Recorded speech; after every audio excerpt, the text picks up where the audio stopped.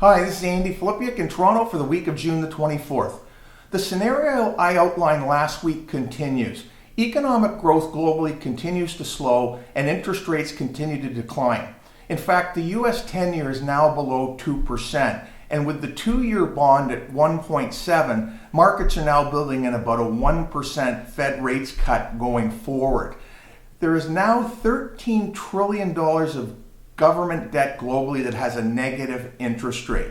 Now, it's important to point out here that quantitative easing is a failure. There was $15 trillion printed globally in order to get out of the last recession, and it worked. Unfortunately, the ECB was never able to even begin to unwind all their money printing, and the US Federal Reserve was only able to work off about 15% of their balance sheet when they were forced to stop raising rates, and as we're going to see in July, probably cut at least a quarter point, maybe even 50 basis points.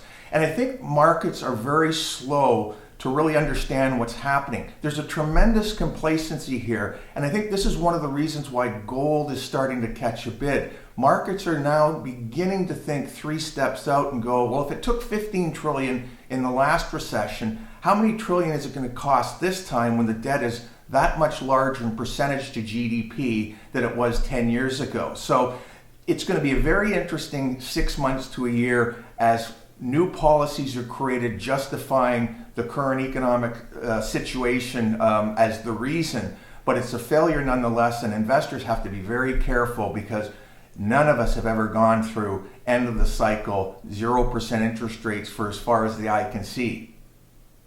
Thanks for watching.